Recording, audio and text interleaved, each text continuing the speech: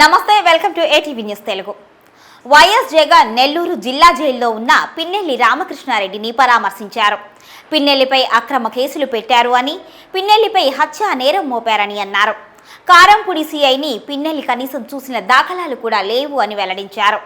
రాష్ట్ర వ్యాప్తంగా ఇలానే దాడులు కొనసాగుతున్నాయని, దాడుల రాజకీయాలు మంచిది కాదు అని, దగ్గరుండి దాడులను ప్రోత్సహించడం దుర్మార్గమని అన్నారు.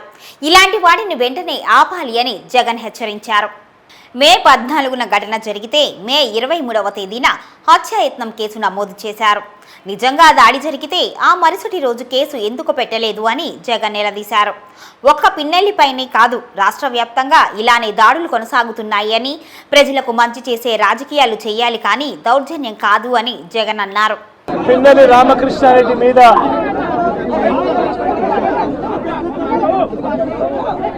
తన మీద ఏకంగా 307 అంటే అటెంప్ట్ టు మర్డర్ లాంటి కేసులు పెట్టి ఏ రకంగా అన్యాయంగా తనను జైల్లో నిర్బంధించడం జరుగుతూ ఉందో కూడా చూస్తూ ఉన్నాం. ఈరోజు రాష్ట్ర వ్యాప్తంగా కూడా ఇదే కార్యక్రమాలు జరుగుతూ ఉన్నాయి.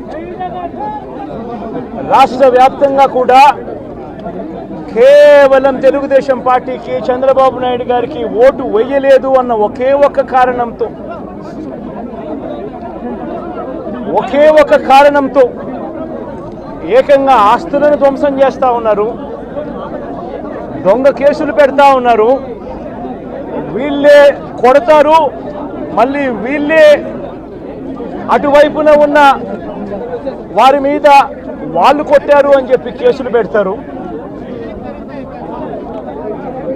ఇంతటి దారుణంగా ఈరోజు రాష్ట్రంలో పరిపాలన సాగిస్తూ ఉన్నారు. నేను అడుగుతా ఉన్నా, ఇదే గత 5 సంవత్సరాల కాలంలో వైఎస్ఆర్సీపీ పరిపాలనలో ఉండగా, వైఎస్ఆర్సీపీ ప్రభుత్వంలో ఉండగా అప్పుడు జగన్ ఏం చేశాడు? కులం చూడలేదు, మతం చూడలేదు, ప్రాంతం చూడలేదు, చివరికి ఏ పార్టీకి ఓటు వేశారన్నది కూడా చూడకుండా ప్రతి పథకము, ప్రతి మనిషి కూడా అర్హత అన్నది మాత్రమే ప్రామాణికంగా తీసుకుని ప్రతి ఇంటికి డోర్ డెలివరీ చేసిన ప్రభుత్వం వైఎస్ఆర్సీపీ ప్రభుత్వందైతే, జగన్మోహన్ రెడ్డి ప్రభుత్వందైతే, ఈరోజు కేవలం తెలుగుదేశం పార్టీకి ఓటు వేయలేదని, కేవలం చంద్రబాబు నాయుడు గారికి ఓటు వేయలేదని, కేవలం ఓటు వేయలేదన్న ఒక్క కారణంతో ఆస్తులు ధ్వంసం చేస్తూ ఉన్నారు, మనుషులను కొడతా ఉన్నారు, కొట్టి మరి కేసులు పెడతా ఉన్నారు. ఇంతటి అన్యాయంగా రాష్ట్రాన్ని రావణ కాష్టం చేస్తూ ఉన్నారు. ప్రతి గ్రామం, మండలం పరిధిలో రెడ్ బుక్ పేరుతో దాడులు చేస్తున్నారు. టీడీపీ వాళ్లే కొట్టి అక్రమ కేసులు బనాయిస్తున్నారు. దాడులు చేస్తే చూస్తూ ఊరుకునేది లేదు అంటూ జగన్ వార్నింగ్ ఇచ్చారు. ప్రజల్లో వ్యతిరేకతతో వైసీపీ ఓడిపోలేదు. చంద్రబాబు ఇచ్చిన మోసపూరిత హామీల కారణంగానే 10% ఓట్లతో చంద్రబాబు గెలిచారు అని తెలిపారు. కులమతాలు చూడకుండా తమ పార్టీ సంక్షేమం అందించింది అని, ప్రజలు తమ వెంటే ఉన్నారు అని ఖచ్చితంగా బుద్ధి చెబుతారు అని జగన్ తెలిపారు.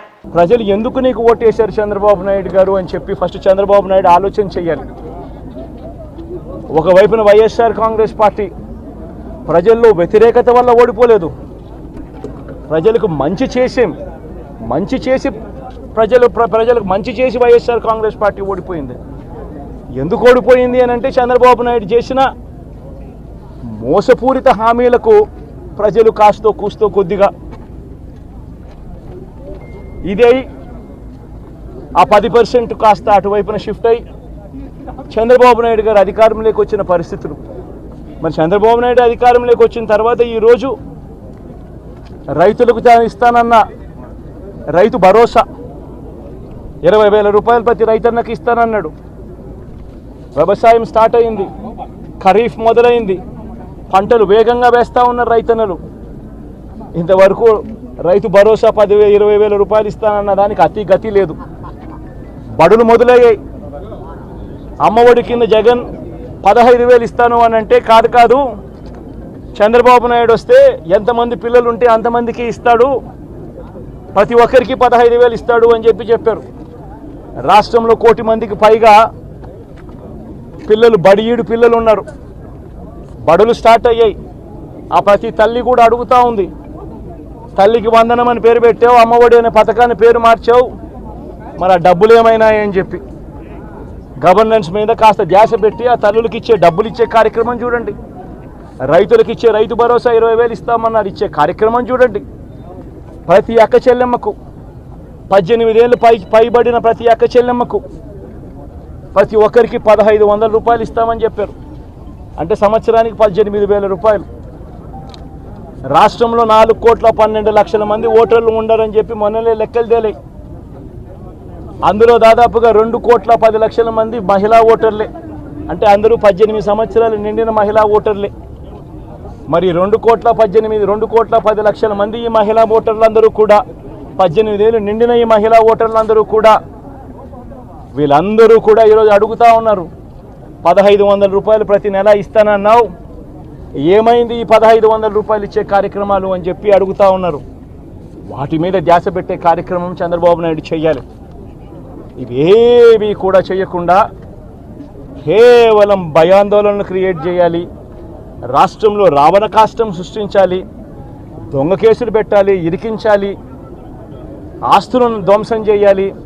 వైఎస్ఆర్సీపీ అభిమానులైనా, వైఎస్ఆర్సీపీ కార్యకర్తలైనా, వైఎస్ఆర్సీపీకి ఓటు వేసిన వారైనా కూడా ఎవరిని కూడా ఉంచకూడదు అన్న దుర్మార్గపు ఆలోచనలతో అడుగులు ముందుకు వేయడం అతి హేయమైన రాజకీయం అని కూడా ఈ సందర్భంగా తెలియజేస్తా ఉన్నా. ఈ వీడియో మీకు నచ్చితే ఇలాంటి మరిన్ని వీడియోల కోసం మా ఛానల్ని సబ్స్క్రైబ్ చేయండి, లైక్ చేయండి, కామెంట్ చేయండి, షేర్ చేయండి. Thank you.